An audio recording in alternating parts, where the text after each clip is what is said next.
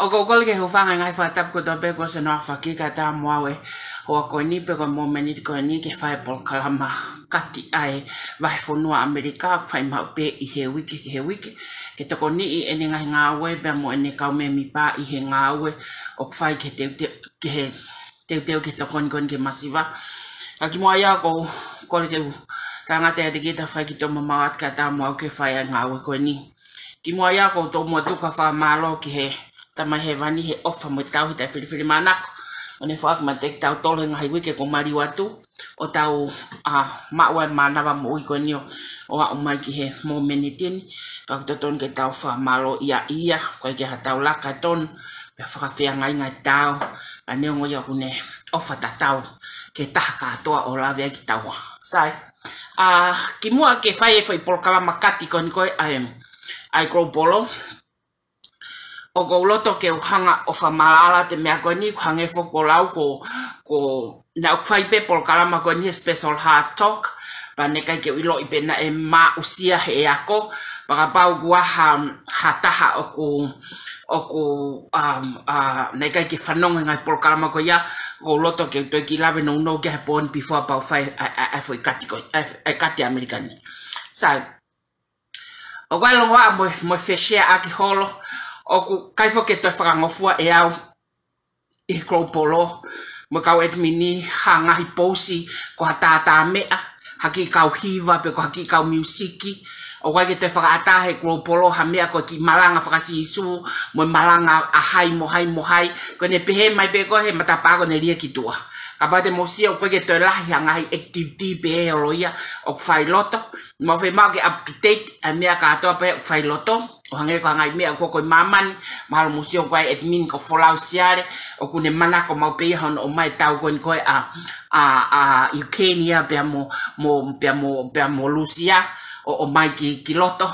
pe mo polo kalama ngau pe ko ai grow polo malo te musio ki motoluia o ku me ke kati pe ya mo lulu pe mo fenga panga pe ka me mi pe ko grow polo e ko ke mo ile motol pe ko how many lives how many lives oku a ukiai a tokoni koni I foi momenit koni oku kamata ke whakatukutuku mai me he mala e whakapolitikare ko ai pe kau tama mautolu na ke fie politiki pe ka ko siosi holo pe au ia lau takai holo pa ko taim pe ko kame ka foi mea ko sio ke Ptoa ko hange ki tatu sia foi mea ko ia ko ki foi mea te hu mai ai hange ko ni ko video ko ni sen mega tia bag mutanga no holo ai pa mo ngai fereni o ko mutanga no holo he mea ko tuku hau Kaya siang ko yau te ke lava hata fa matala I lelei ai uhinga tuku hau ke lava I hele anga mahini ke lava ke mahino he kakai pateu fai foi tala noa ko ya I hoan sai ko kamata anga mea ko tuku hau I pe hono whakapopula e kakai ke nau totongi ha whahinga mea which is it doesn't belongs to them ko kamata im he time ko na initiate no fa o mea ko pure anga imaman that's when it started na kamata me yai pa na kamata he kakai ko kakai lelei ko kakai kovi ela pe tau pe ko kau mafia ela pe tau pe ko kakai kaka ko nautolu na fo kamata ai foi idea ko ni kono fakatuku haui pe ko hono to mai ai paanga which is doesn't belongs to them and make it like ko to mai for good purpose for good reason o na hanga le ngawe aki he time go na fa wa pure anga he ko kamata mai ko mama ni ne ka mea ko government is another source of control ke control e kakai control e now income control e now mea ko to ape control ko uhinga hono fa o mea ko pure anga imaman kato sai na initiate level he kau fa pure anga ai foi ideology because foi idea o kui ko tuku hau pe ko text ko uhinga ke to mai mea pe ko to mai mea ke he o mai ka nautolu ko foi organization nautolu pa na hanga leva fa uleva hange na fa uleva kwa ka police na fa uleva kwa ka sotia na fa uleva kwa ayako na fa uleva kwa fare mahaki na fa uleva kwa wafu ke fe ave transport ko mea ke totonge tiudi na fa uleva ke ngai business ki ko pa ke ange a share he go hen ko comment cut peko hange ko foi cut kati e pure anga. He uhinga he ko kinautolu nau pure e foi hawhanga kang tau pepe ko Tonga. Coming of Tonga, kinautolu nanga pure e kakai. Pure e mea katoa, whakalele operation katoa e kakai, oao ke mo ue kakai. Kono uhinga ia na ala toa akirisi o ni hanga fuai, ai foi pakai uloto au ke tuku, ai ngawe akirisi ke tai mahino pehe. E nai foa utope agrisi pakore anga mahin ben konga agi nai foa utope agrisi o au ke matapa ko ya o ne teke e matapa ko ya ava maka tautol patau lava ko no le hataimini pakoi ke lota ke tuke ngawe agrisi ke tala no afaka vale I pehe ke pehe o ko ke understand ni he kau pato no ikai kono hinga nai foa utoa agrisi o tau ke pure tau pot taha pe ko tau ke pure anga enau ngawe aki I cut kon he kakai ko ilo e akiri se historia mohono natula o tuku hau na e fau ke to mai paanga kakai o fai aki ngai service e pure anga I e fonga ta e totonu I e kohiria sai tu au mai ko pure anga wa mai na ho mai o mai fai o foto e foi sino make he taha kui ko legislative assembly. Pak fu Ilonga pita American, Ilonga pita American, I influence he kau tu mari, because influence he high black percent pe taha kau elite, and now influence ag now tol go tau tu ko he te pile mafai ko now make a policy. I American ko ke tong tu hau kau tu mari, ke elava ke musio ke now to tong tu hau now to why, he now hanga na tolo ange cut, I kau fononga ko to ape ki fale'i ke fa policy ke ke fiti monautolo ai ko policy ko ya ne maunga mari pe ya middle class American kai ke tong tu hawe a rich people ya the same thing in Tonga the same thing na iloi akirisi for historia ko ya iloi akirisi a hono o mai fa malohi e panga kakai for several reasons ai ole pure anga tau tu he o fai for analyze o atu ko o mai ki se ni ko mere mo pita ke totonga ke nesi ke no foi fare ma ke tari ko a buke ko o mai ki se ni ko ke totonga ke a policy ke ta mai ko ki ai ke alu atu ko hano abuse pe kai haso puaka pe alu atu ko o mai ki ne a ki se ni ko ke lava totonga ke ka ngawe customu I wafu ko hinga ke tawa to puha pa na fai ngawe ke atu ku mai see they make a reasonable policy. But now hanga construct a policy ke fiti mo foi percentage o foi kaiha ko yo o mai me kakai o foi kaiha e ko panga kakai ko panga kakai pa mo ne apito pe mo tano apatoa ka ko atene foi structure ko tu hau ke to lolo tong ho motivate ka o te mo pesinolo ko taimini fenga ako taimini ke ngai kulupu ko patoa taimini ko ke te fema ke fa halongwa amo valau o gai pe kakai ani afi na fakafiri makate amu ko osi pasi tu ka tua ko ke to ke au ki ai ka ko fe mau ki tau tol patoa ke tau ha o takai mai ke tau hanga o femelino aki a tau tol ko uhinga ka ha te tau la pe tau to foki ke mena tau fe mau ke tau foki ha tau ni ka ko uhinga ko ha ka ko uhinga foki ne ka ki hanga taya o respect ya pe na hanga e awi a mess a pito supo mo increasing ko ia pa ki te lava taya o manava ko taimini o ko wala le va la go ma puke mai ka katoa patoa o mai pa ko o mai ko patoa ki loto ko ki pa ko fe mau ke hanga o ako I motol ke wa e mamaha o motivate time ko mo alo ki he o pesinolo o ki te fe mau ke fa pesinolo ka ke tano e tu hau tano ke loloto taha ko ke ilo ango te o atu sai ko inga me ko tu hau na e fau e fa hinga kakai e fonga kovi pe tu au mai hono fai ko no regulate mono fau policy o fai o mai time ke ko pe time ni ke ai ben ai policy tu hau I Tonga na o pa ke sa ya wai e ko ke sa ya wai ka ko uinga o tipenia me kinautolu ko tope o mo fili kakai he ko ka fonga ko mo fili o na wo ki fale'i ko o debate ko policy mo regulation ni mo be ko o tu hau ko na tolu totonu ke na mato ak fakapoto au pito he ko na tolu na approve me ko ya ko kinautolu na hanga approve the first hand kene approve ayala pure anga ko kato o to ma pa anga ko hai ko kau fakaofo'ofa fale'i o ke fili ko ki fale'i aya ko me aya ko totonu ke careful ai he tu ko fili fa family pa tu ko fili na mata ito PhD a hai lotu mo PhD a hai mo PhD a hai tu ku ia ka ke fili taha o ko poto ke nei lo nga me ko ni an ko mo ti pe ti holo ai sai pa kono fa ko ia ngahi tu hau ko ia he ko me fu ko mai ko me tu o pe mai ta ke tu ko mo ai he mo ngawe ke mo to tu hau sia ko lawe fu foi threati al kilalo nobody mo ngai posi ko to pe fie tika ka wako nobody ever answer that hala tata ke nyanga tari apitapua ke fefe ka taha mo direct taha ai hala enere ako fai ke ya taha ko ha he ko hinga ko tokono ia pe ki ke ilo mea aya ko talaten ka mo tol ke mo ilo ini ko foi lea ka pitapua pe ko mo lea he ko ya ha mo na mo totongi hatu ku hau mo ngawe ko panga pe ya na tol ngawe na wako pa na ngawe pa ko na panga pe na tol tu hau fanonga man ko tu hau there are two types of taxes ulagi ko direct pa ko hono wako indirect ko direct tax ai ko glau mai pitapua ai glau mai pitapua o to ha ton pe ia mi ho vahe ai taha katoa vahe ka ngai fa pure anga vahe ai ka ngai me ke u business owner vahe ha pe ha fainga business I Tonga ko osiai hange ko tanoa ai lao o ha o spasi fe ia o spasi fale'i every financial year mahina tahawa ko vahe kato ape ko pau ke to me pesete fia I don't know porque pesete fia o to ko ya o hake ke puf ngawe it's more like a following hange ke tau ya kapau te faton lea I fahinga understanding fa tau tohi te behepe e awia ko it's more like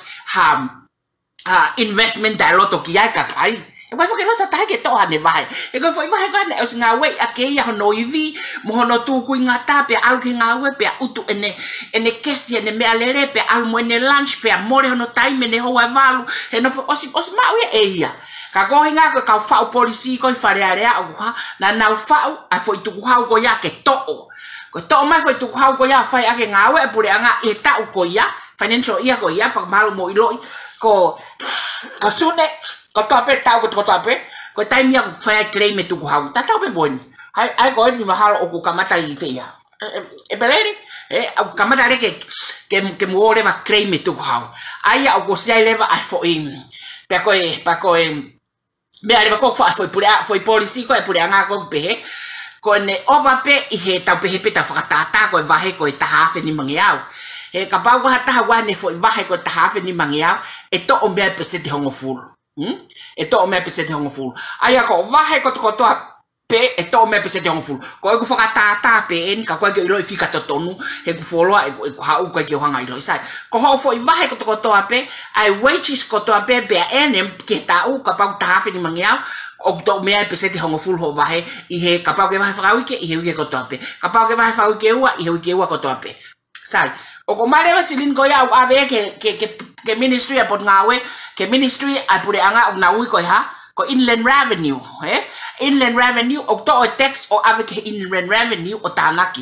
pa ko ne ma ko he inland revenue pa anga ko ya pa na to o mai leva ha pa na to o mai leva fa matala pa anga ki fe ya ki fale pa anga pa ko pa anga ko ya no for vai ha he public account ko pure anga ai ko pa anga ko ya o no for he public account na pure anga o fai ake ngawe pure anga I he tau ke ta to tongi ko ka ngawe ko to pure anga o to tong me pa anga ko ya ka to ka ngawe pure anga kono uhinga ya na fai dai akini se me ko ni of ulai pe he ko vahe ka ngawe fa pure anga o ikai ke totongia me hato efeitu o totongia me silini o to I tu hau ahai I tu hau ai kakai I he direct taxes pe moha indirect taxes ka ko leva indirect taxes e ho algo ko tute algo a moto a fama pe ko ne container fe nga motola ni mafe indirect tax ya ko to tongi ko he business ene tu ko indirect ya he indirect aya ko direct taxes ko tax o to me ho mo me ho mo ngawe ai ko uhinga ka pita hai ko ai mo ngawe ke ha mo tu hau ai o ko ke mo ngawe ka mo ka I ha I totonu tu hau he indirect taxes so o hala o pita ke fa ta no fa po kare ke pe ko masiva ko ka ne pa anga pa ko no ko masiva atenga ne ngai puha me muri o Ptoa ha Ptoa tola ni mangia pa ato family ho puha balfa he mahina o ke totongi ha ni mangia he mahina ke mahina kapau ke algi fare koloa fakatau lia to family me muri ni hosili ni tola ni mangia pa ke algi fare koloa sales tax o to ko I koloa ko I fare koloa ko tu hauya but that's the indirect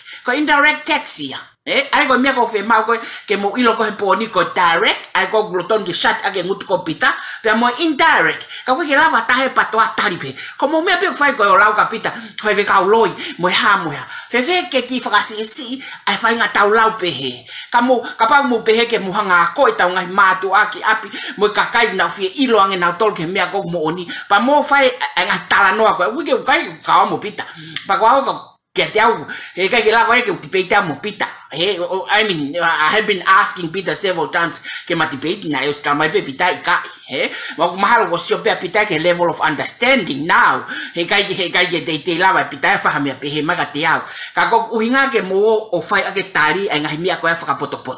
o ku ya direct taxes ai ta no ka pita o to ko me tu hau me ho vahe pe au ko indirect so ka pa wa mo ngai fa now ka pa ko mo tamai ka pa ko mo fa o ku to enau tuku hau enau vahe nga ka ku ke kau he tipeti he ko me utong ke famatala tang oh my dedu ngawe fale panga to ene panga na ye uange au he every 2 weeks ke tong ke tuku hau so you need ke bring in hame oku materiality ke te bile ke fire discussion pa tuku pa ko nautolu ngai faka'ofo'ofa ngai taki kulupu ai ke fai fo mutala noa ki he level ko gwa ko Tonga tuku expensive languages tuku expensive post tuku kote mutala noa I he level anga mahen ke mahino kakai he ka paute mutala noa I he level anga mahen ke mahino kakai he ke hata to malo he Ptoa this is why na fenga ke fai special hard talk ke educate kakai is formal pe moe marginal language ke understand kakai como mai ko fu show off ko ke beheg mutikuri bok beheg moa tulama he to mare ko mama ni ko algo ke university it doesn't make sense now wa ga anga it is for your level of knowing and knowledge ke lava or make sure te ke fai for me ko bedange ka ko ke te ano anga na tai mini ko ya na ka ke university ka ula ne banga nai maman ka to so ko ai ne ko fatanga ka wa ko pat ai ke ta ofi me ko ya ko ai ko so ha ke fai fanga ki kape ai fai proclama piven kape ke English ko poto ya ko ke Tonga ko when you good in English or fluent or leamo poto spelamo me ko poto ya ko ke Tonga ko me ko ya ko faluko ko ya ko faluko me ko ya ko nga you have ke hau mo poto o fai nga aue ke la ke benefit hata and even you he ko lawe ka kote te ke la ko create anga ke fangawe kakai o ke alpe ko ngawe ke ya o ke ngawe ko ke pule anga na fa wa ke foi idea ke to ke ngawe ko ke business hai na fa ke foi uto ke o ke la ko create mostly kato even ka fa fale now nobody ko ga ta ne lava create ne me ko level mo curriculum ma ko toton ke liliu ke ha ke industrial e ke temi ko Tonga ke alo ki tamasiki ke ako pe ayo fa o ke tamasiki algi api pe ke algi ako pe ha foto ngawe anga ke ha ke ngawe ka kai ko foki mai even himself ka ko ha ko to pe fa he idea bulang ne ke fa ya ta idea maman faka'ofo'ofa hono fa a me agu ko pure anga ke fa ngawe ka kai o mo ke yo ko to pe ngawe ke ngai organization it doesn't belongs to you ko fa ka kai ke o ska pa mo ha le tau tu mai me fangafu TTV pa mo le tau tu mai me fangafu posi ko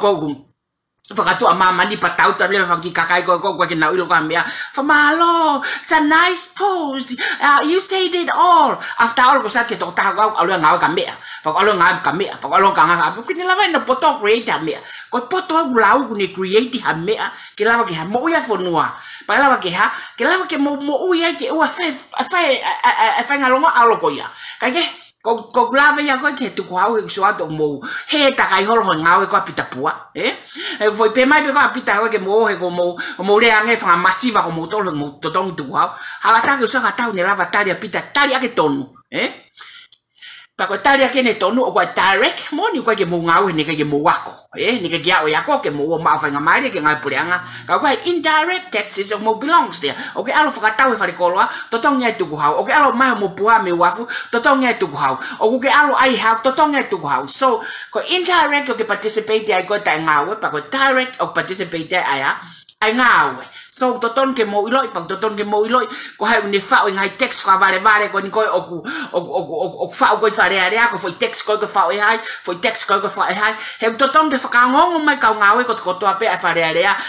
ka fa fononga faka'ongo mai ke taha district na mo me ai pe o totonu foi tu ko ke impose ke avo frahu ke lao pe kai ka ko faka'ofo'ofa fale'i ko primary henia o na ala ke tu hau fo o impose pe faka'hoko fonua ko approve fale'i ko kinautolu ku fale'i so totonu ke mo understand au pito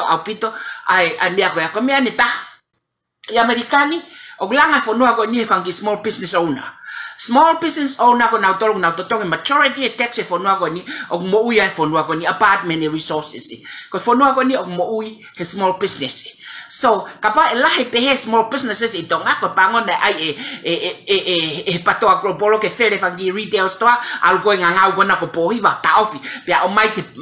administer ko men ke rota ke masiko na ko moyaki he ko yana nga taofi retail store pa ne ayo fa fainga ta ya ngai license ko to pe retail store minister pa nga ko na taimini minister pa nga ko na taimini ko yana ne fai be ko ya ko yana nga taofi afangi business ki mehene fenga ko ke mo ui he ko business ki small business owner ko kinautolu na peite tu hau ke fonua o mo ui fonua langa ke fonua goya masi ako na ko moyaki he lahi ko ai pesinolo ke ne ke agree ya ai ate ki far kola ko taofi mo vete ate ki kola ko peto ki drama Ilonga ha organization o ko very lahi drama lahi drama loto pa ko organization ko ya organization ko kalita lelei no foi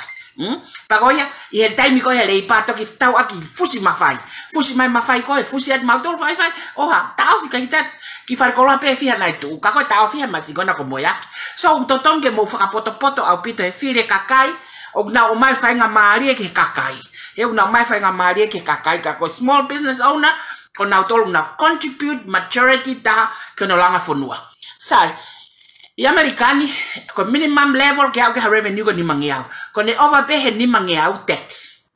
on overpay ni mangiau aya ko motol ko muta totonu tu hau e fonuan totonu ke mo fai me ko ni motol be ko ai ba for revenue ko over he ni mangiau to pe ko ki tu hau to he foi sia ke pe ai ki foi maniota ri ke ai ala esa pe tala ni ke na ke alo tu fi ki tu ngave ko na fe unha motola fit ngiau pa ko ki tu hau e ke ria that way the mo lava build up mo good character fonuan ke mo hoko ko tangata fonua le e fonuan e ko me ko fai ngata ai ko no report ko ya ko maria mo tangata fonua le e fonuan pa meta ye ke fonuan ai mea ko ya so ko ya kapau ki alo tu fi ki tunga veve panga tahafe ko hau pe to ya ki se ke wangya ri ki ai ala esa ki te fe mal ke algo hata fa poto ri ki ai ala esa talangi na ke alo to ai ki me ko a kapau ko Mrs Johnson be ko Mr Paku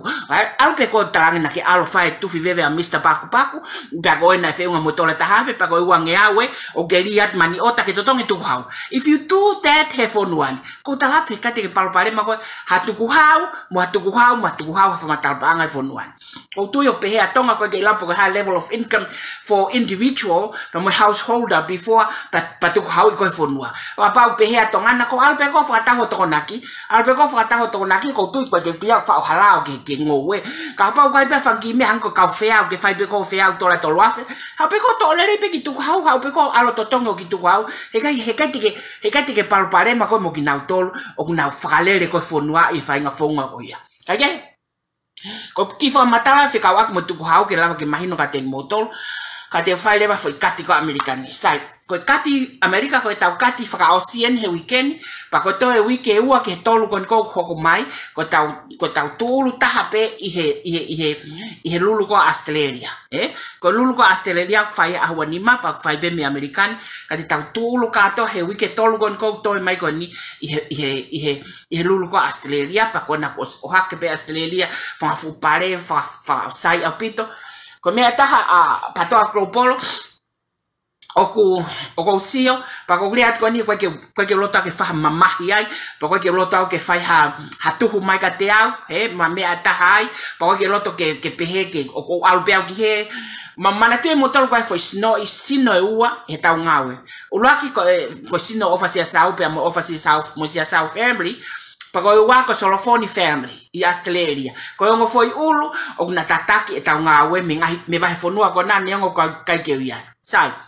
O ka matale ke ala ko polo ta min ke hanga tokoni a mia go fai ofasia sao. E va ve apito ko ne mau pe u mia ka to na le serie o se ne lulu ko ni e ala ko polo tokoni ki ai. O kai ko uhinga ni e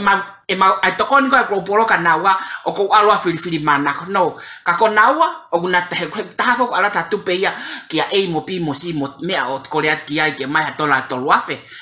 ko yo ko mo ua ia o ko mo ua ma tolu ka te ko ka lulu so o mau fai ngawe ko ni ke tokoni ka te ki mo tolu pa ko atuen a tala no ko ni ke o na fai ange ha taini o fai ha mau ke mo sio o ko ale ko polo tokoni ka ofa pe ale ko polo tokoni ka le seri o ko ai mo lulu ka me mi pa ko ke ale global he ka ke to lava e vi fa panga global ke tokoni pe he holo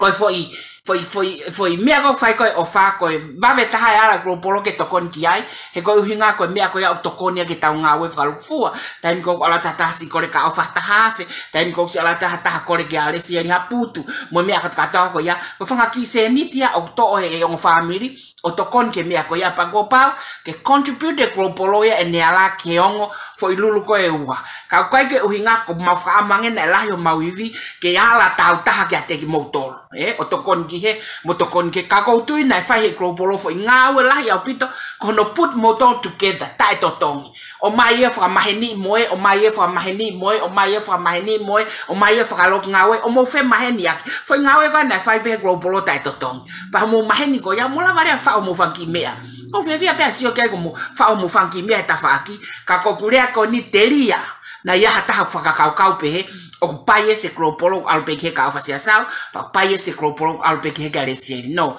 ko mea ko ni eteke yo la ko por kalama ko no fai ofa ko tai mini eteke ko por ke lahi por kalama ko fai le seri ka mata fai ke le seri tai mini eteke mo ke lahi ko por he ko ngo familia o ku ya e cornerstone o ya o ngawe he ngo vai fonua ko na ko ya ko guria ko ni teria na ya hata he ko por mama mai pe ko I mean ko gula mari pe o ku ya ene ha ko katiau I don't like ke hoko ha drama be ke be ko pai ese be fili mana ko por ika ko fai ben i lelei taha koe o kuala lava e kulupolo ke faka'ofo'ofa. Sai, aia ko e lulu koe poni ko e kati koe poni o kuiai kau mea o hange koe lau peho no mai mea kau mahino me foku tau tahi pasifiki katoa ko e kutoki kai a hei ka pe ia fonua ke o tatau pe mo i ka Tonga apart from Hawaii fa mai ka Hawaii tatau mai fa mo mana tu ngako ko fa fu la lokete ko ume masi ko wa pe ne ko le ange ke ko ka nga fe fine masi lolo mai ba foi ume na ke taki kai ai ba ke usio ke heika mane ka ke lava o sike foi la lokete ko ika ifo mo fa mai na tatala pe kirika here i maka foi ota le mani mo me ifo fa hat ko ia ko kati ko poni ko ngai puha ume pe moe talo pa mo lawe tange ko fa matala ko osi ko talo Tonga ko a fisi engenga the best quality of talo se variety of talo katoa ko talo engenga man a mio moi pa ko so mai beya o fa package o so mai be fa package pa ko tala no atu ko ni i he mahausa ki talato e ke moilo e taimin i a tolu noa kon ko o ebeleri e whakaava e wharekoloa klopolo pa koe whakaawai whale koloa e grow ko ia te mutoke o mai lewa he ko oska mata package mai koloa ai ka moe lu moe chips from plantains and bananas hange koe coconut was chips mai coconut. It's very phenomenal how Fiji creating a manufacture when you so ko mea to Tonga fai koe Tonga ka koe taimin ko hako ale new year ki hong matutu koe ke taha te ne toi new ka hiri ange ko ia ko cyclone ko tsunami he ne hao koe ki Tonga he te siot koe ke ko hai akau nai tu new be nai tu koe ka uto ia ma ata mai sio Ilonga kene sio o firma ngai creative brain behavior ke de fale'i fonua ala ke sio ko ke new hene tu o toton ke new ata petahi o toton ke new ata petahi he ko new be na ni hanga matuwaki o ni hanga matuwaki ngai cyclone be ka to me ata tu alo fau moi fare moi hai akau keke new be ta tu see how important the new hala talu e tau to new ko copra bena lava fa te ke lava ko shampoo e new ko new ko lava new hoko ko my oil e new hoko ko fai to ngai arthritis and all those kind of things kai lava Tonga he ko uhinga ko ke tap kamata no develop ai ha industrial brain ki tamasia mene ke sisi o to kamata be ha he ne fulai alu ma fa ngamari ta ko ki tamasia ke taki ta mo iva ave kita masi ko ya alu ke toketa be ngau se ke how educational format ko Tonga pa na pe ala wila mo lang fasi o fai ha me he me ko ni ko vi apito o kapata ke lau nga mahavelo ko ke nela va fa o ha me ke la ke mo ya havelo o pa ko hange ko lau au se pe o ta fe a pe ta to mo ka fonga fale aria fo ko ni ta tau si po ilo o kwe mawata very creative can create the industry ke ngā fonua papa koe ke lava how pe ko poto toketa algo que foi sio ka pra poto to a ko e knowledge ke uto ko mea pe ke fe ungai ko ke lava ko create the industry ke mo uye kakai hange ko lau o glan mea tu tano ka follow ta fai special hot dog ka tu ke fai foi kati ai ko lau ka poni ko pare ko ika it either vaiua ai ko puha ume vaiua puha ume o ke vaiua pe mo foi tanga italo pe mo foi hai ngalu e hongo fulu ai ko foi hai ngalu ko ha he package ko ha ai lu he package fa no foi package ta ko ne mai foi package ko fe unga piau ai de me si fe unga pito ai piau e mo kwa kai lu at moia ko ifo at ha ana ko e pa ko ha ko tal futuna ko ifo faka faiva vale at ai me kai ko ni kai hange ko lau ko maha mea ko manatui ko he taimini ko lulo Australia fai a huanima pa ko osi mam kamata ke ma opo a Australia pe monu usila na ngahi lok ngawe neong wai pe ngahi lok ngawe pa ko gria ten ka motol ngahi lok ngawe ko motol ko tu ke ngahi lok ngawe ko motol na mo say yes my ko ye main page of mo inusila te mo ma kau ke ngawe and this is when I put motol ki ai pa ko mo ela ko ai for le o to hori ke politiki mai la ka ha ko ke main page o to ia oppose ke ta politiki to ho pe tawa ai o ka totonu ke no fo sio ngutu I he loki nga we papa na ke tupe ka ke fiala ma vahe ki tua o tupe me ai tu kwange ke kakai ko na I vaka na fetaliu ke na taliu ke mama e vaka ko he ka ko ya te hoko ko fa mama fa o fa tupu uri la mari ko sa ke ka edmini ka mata ke na ite na to na huat ke nga loki nga we ko pe he ka ke ko ya ngaya ai mea ko manatui he poni ke talatu ka te motolu pa ko a tolu no ko o ebereri e run left papa ki fakatoa pure anga I Concord I Stockton e run be ya me aho me wike ko ya kakato o le ma ko a tonu a tonu e run left papa ki ko ni te mautok advertising ai post e foto me apinga au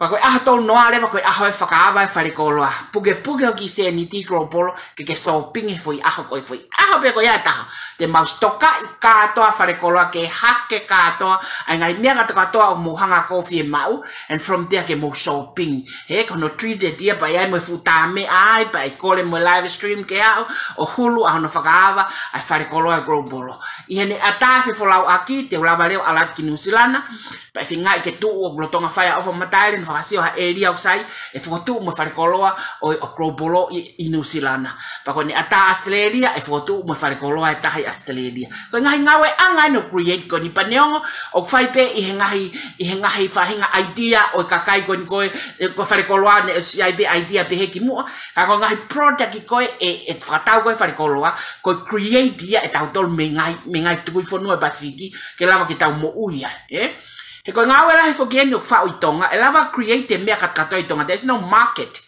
Hala market. O mai katkato ai product o mate market. Ko no uhinga ia o ku create ai umea katkato ke need to become the market. He ko ne create pe ko ni peha. Pa tu kureba whatau tanga ia ufi ke tola whanoa mo tola ni manoa. Ka ula kata o mai ufi oha. Whatau ufi e tola tolu i veiva ke pauni. Kwa pauleva e tolu i veiva ke pauni. Pe ua ni manoa ke pauni. Ko tangai ufi he ose no whatau retailer ia oi hawhia. Hau ia tola te au tupu. Musio how lost e tau whainga ngāwe mo more energy koe o tau hanga whai i he ngāwe i tai ai process mo structure koe o os whakatoka pe ke lawa ke tau whai ake ngāwe. Pa koe whakamuri tuku a hono langa a wharekolo koni pa koe as ofa mai ngai api pe i tongana ngai api lalahi api to os ofa mai tongana ke hoko ia ko ke langa ke tuua a wharekolo lahi global. From there e lava lewa ke to distribute whangi retail store wherever i tongana. And that way we will kill her. Kill se aina. Koe ke kill se aina ia ake tara no pulari fulu kona mufai lo koe whangaki kulupu ogu me mo iai. Koe ke kill pehe se aina ia. No. Kill se aina o kill ake idea kona o whau ke lava kotu. So this is why ko globalize ai ngawe ko toa e Tonga ke lava tuku. Pia whenga ke globalize mga income earning, pia whenga ke globalize mga resources of income neongo whenga te ki whainga ko whanongat he ki toko taha mi haakame. Nai poto ane whea haakame whaia whakailo.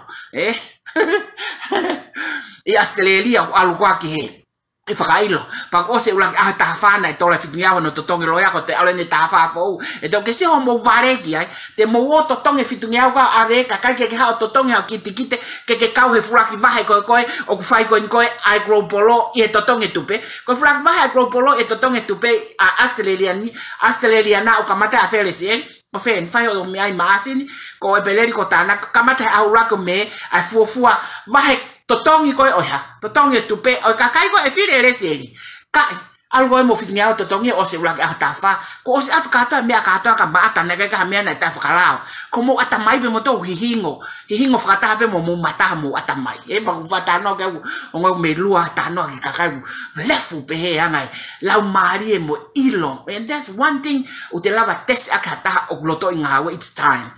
Times o kunehanga o mai loiolo keha, ke te iloi. He koe alu pe koe whawhai wike taha, wike wā, wike tolu, tau ririwe, tutu ni mo mea ka tau whawhai ahu kua kaila. O kulava ke tese loiolo, time is the best instrument ke tese ake loiolo hata, koe taimi. Alu he koe tātau loiolo ange koe tānau ke tu Mali al Salvador o kua. Toko ono koe nai nofo, alu e whaafaka nofo ono, koe rea koe ai ono, te tau mate tu tā maki, whakataha pe mo koe ka pau ko oserepa. Sio? Koe mea kui koe ha, mea e koe ko loto e tene lava langa pure anga, loto e tene lava langa hanga aue, loto ia kui ko loto lahi tene lava langa hamea. Tau tupe na tau toki makapi hakepe mo e tupe tau ke miliona foki ifo last year. Pako foki ifo ko iau where no ngai palparema, pau ke whai no au hani, ka mohono polish foi fonga, mo mea kon ko sai tuku imai ki loto ke lelei. Ke iai pe whanki mea ia. Ka koe taimi, o kune tala, ai ha, ai toka i ngāwe ha taha mo loto, i ngāwe ha taha mo iai makahunu whao he kete kakai. Kai ke? Pau whanonga te ki mea kone Australia, aloha ke kare sia de totonga o kite, ke ai ke vahe i me, tokone o kite ruke ke ai vahe me, ka tuko alo whakailo he kate lako, ko whakailo kare sia riko, ai pia mātai whare area tarang koe kwa mea ako, I'm only an agent. O ko request ya vevine ko haana ke puna mai mea, and I'll fly over there. Patua e tau au te toki mea ka ura kape i takataka ia kai pe au motol kato ai tua he futua wha mau anga pa tau toki oki whare area. Kaike? Pa tau toki oki whare hobo. Kaike? Tuku ke ai mo tau alo in pia mai me. Koe ke tuku ke whai fo i kati he taimi. Aia koe te uraki kati e uraki loki uraki ua tol whanima. Paska paui i atu. Pare pe o whiha pa ko e peleri ko foki mai lulu ka to ke americani pa te maha mato liliu e lulu ke fonga ia e saia e taha katoa pa te to announce pe au e foi taimi ko ia e lulu pe e wike pa te mo pare ka ke to e pare ha te mo pare mo to fanti seniti pa ala te seniti ka ke ni ma taha katoa pe ka ke Ko lulu ko ni o pare ko hafe puha ume. Hai ngalu hongo fulu pa mo foi tangai talo tonga. Pa te uhanga leva o ai foi lulu ko ai ulaki foi loki ko ni mata i mini. Hange ki puha ko ni haku ki toko wa. Ai. Pake lava to alvo.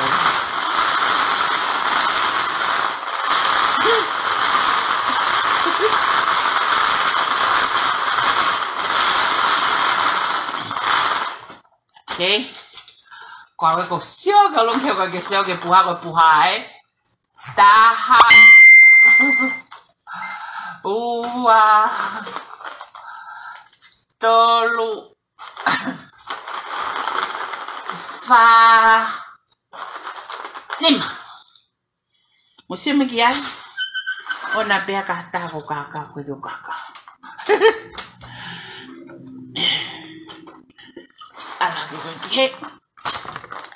sane teteu koe room fika uluaki amerikani ko maupale ko ya room fika uluaki mauia fika wanima 25 wanima mauia fika wanima sai ko fika wa o mauia he wowa room number 2 ko fika wowa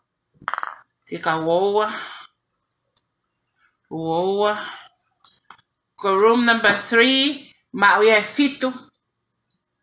tolu mauia fitu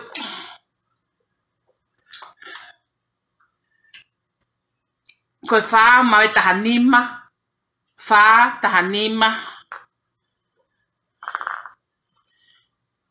ko nima mauia tahavalo sai motor gato mo wine pale koni fika loki fika longawe fika ulaga amerikani ko fika wanima longawe fika wa ko fika wowa longawe fika tolu ko fika fitu longawe fika fa ko fika tahanima pa ko longawe fika nima ko fika tahavalo na tol gato na mo pale koni ko aho pika pale ko atu site peta o kwa ke te ko me ose ne weekend mo tokoto pe agi apini ka ke blava wa to tu ko tokoni ko no hiki ko ngafutanga so aya fe mau ke moange atu site he ko aho ya e lava o mai taha ke ha tokoni ka tek motor atu site e lava toko o mai taha ke ha tokoni ka motor ko no fakahifo ho mo tapa fenga ke wange ki ainin ki bave ke pongpongi ki no fakahifo ko me agu lava fakahifo fakata ka ko motor ya sai ko foi lu leva ko he ni ko fika no ya ke fika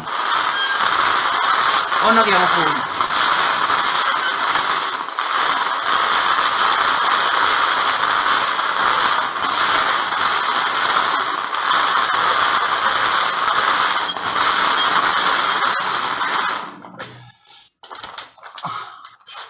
kawe ko sio ki he toma meturi ki ko e ono fitu valu iva full ono fitu valu iva full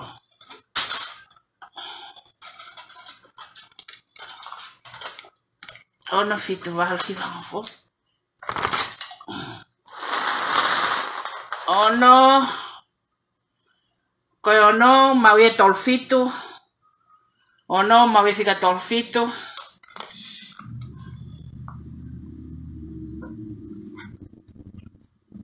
ko fitu mauie tahafitu 1907 ko valu mauie fika fitu to fitu ai pe valu ko hiva mauie tol taha 31 ko hongo fulu ko te piki mai foi pul ko o vai fa no ko foi me pe fa no e to ho leva ki hongo fulu leva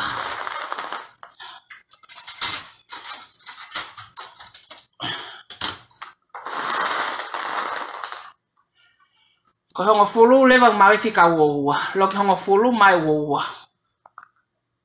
sai ko fika no mai tol fitu fika fitu mai taha fitu ko fika valu mai fika fitu, ko fika hiva mai tol taha, ko fika hongo fulu mai uoua. Sai ko mo tol kata ko mo fanonga mai peke, fanonga nongo te mo wo mai te moange aho. Atu site o pick up e mo pare. Sai ko fa konga fa mui le va eni, aya ko fika taha ke tanima. Taha ke tanima.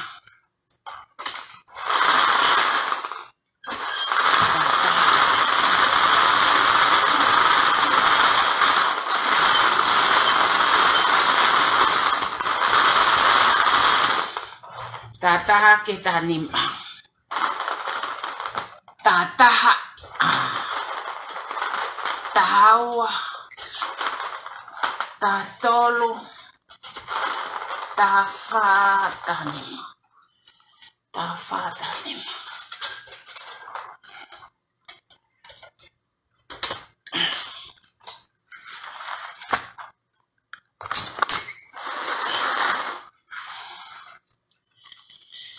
Aya ko fika taha mau ye fa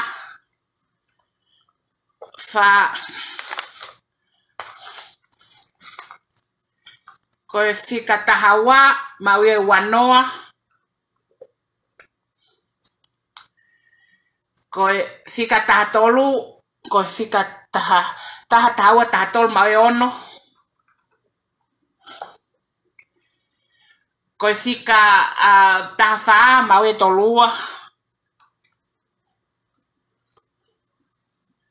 ko fika taha ni male mau ye woa te mau be mo ye woa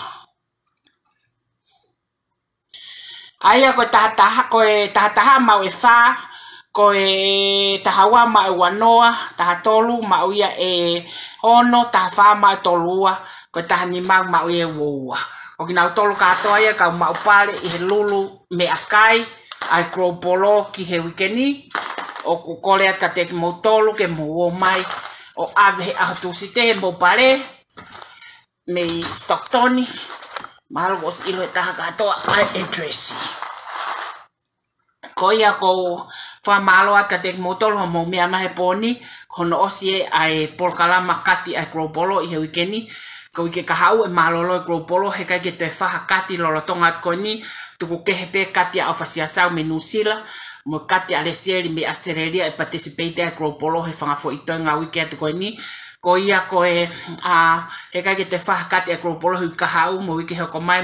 mai e tuku ta fataha pe ia ke fai ake me Australia I he enau kati koni he ahuanima koni osko ia e tok foki mai lewa ngā weki Amerikani pa lo Tonga whai hana whakotūtū hange ko ia ko lawe ki ai ko mahina ko ebeleri ko mahina lahi a Ptoa ke ngāwe ko Ptoa e lawa ki Faka'ofa he globalo ni ngai ngāwe lahi fonuani pa ko kore at ke mo mea mai ki ai tātana ke mo whankise ni tia taimin teo ke mo shopping I he aho Faka'ofa e whale koloa koe ai globalo ko ia ko ofat ke te mo tolu ofat ke kau edmini mo ngawe lahi mo fakahoko ko ofat ka tek mo tolu ko mitlulu ko ofat apit ka tek mo tolu taulongo abe ka ko sio mo fofonga tai mo fa ngawe it's meda kyokloto ko ya ko fa mange mai ai te taulava o tu peheni o ikai te we ia o tatawa be uhala a tsunami tu he ia aho o lawa folfola go mai be egi ai taki o fa'ounga pe mo ngataanga o taimi ko ke ngata I ba ko taimi o kamata fa moi so o ko kore ke mo loi ai hala fononga ke mo wa ke foi ngataanga ko ina ba pa go hata haya o lau mai ya faman manuki mai be ko vie ba hala e tu ai be ia ai beta tole me ake tonu pa hoko pe fu fatonga ke lelei e tau ilo ko pongpongi e sai be ia ko ia ko ofa ka tek motol malo ngawe malo le sieri malo ofa ngawe ko to ape to koni ke tau ngawe pa ko tui o ku lelelele mana tu ko ke to asima ngawe ki to ta himini ko tau mana vasi e fanking mutu holoki me ko ta te fe mage holoki ngawe fanga tunga veve ngawe koni ko ia ko ofa ka tek motol hono ko to and good night everyone good night